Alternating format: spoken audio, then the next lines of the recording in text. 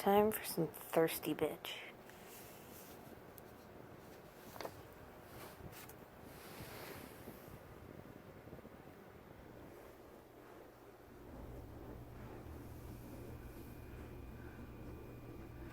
So I'm nearly at the 350 page mark, and I don't know if it's just because I listened to Serpent and Dove on audiobook, but some of this just doesn't make fucking sense. I'm enjoying it, but it feels like the thought processes just jump around. Maybe it's just me. Maybe that's what it is. Like, again, I'm still enjoying it, but fuck do I feel confused at times. Alright, let's keep going. So, a lot of my books came in today at the library, and I went to pick them up, and made out like a bandit as far as I'm concerned. Deathless Divide I've had on hold since June or July. I can't remember. I think it's July, because that's when the library opened back up.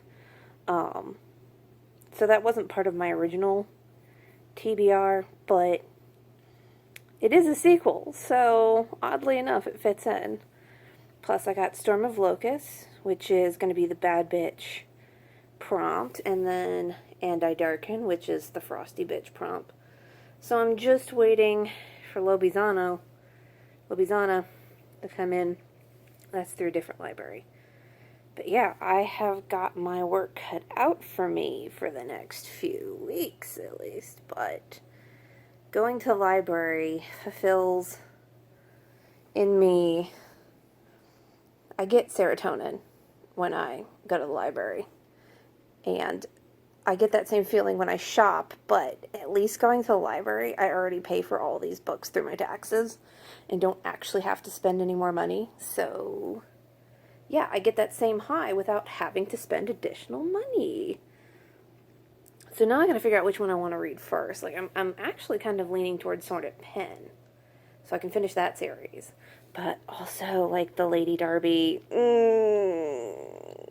gonna have to sit and figure it out. Okay.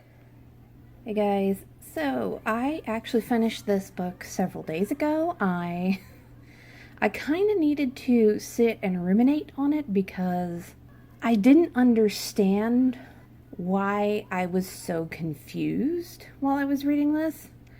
And then I think it finally came to me that Lou, her emotions would swing so wildly and so quickly that I had trouble keeping up.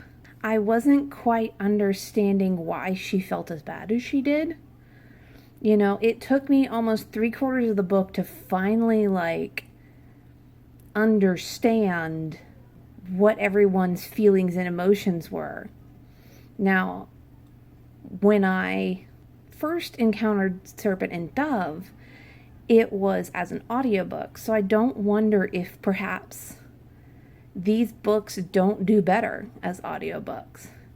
Yeah, I ended up giving it 5 stars, but to be fair, this is not a book I think I would actually recommend to people. Unless you just want something with a fairly easy to follow along plot, and it's mostly about the relationships between the characters, then yeah, I might recommend this. But otherwise, I think I'm coming to grips with this is not a great book, but I personally enjoy the heck out of it. So, I don't know. But that wraps up the thirsty bitch prompt. It wasn't as obvious in this particular book as it was in the first one, but Lou, you know, she's a little thirsty at times. Yeah.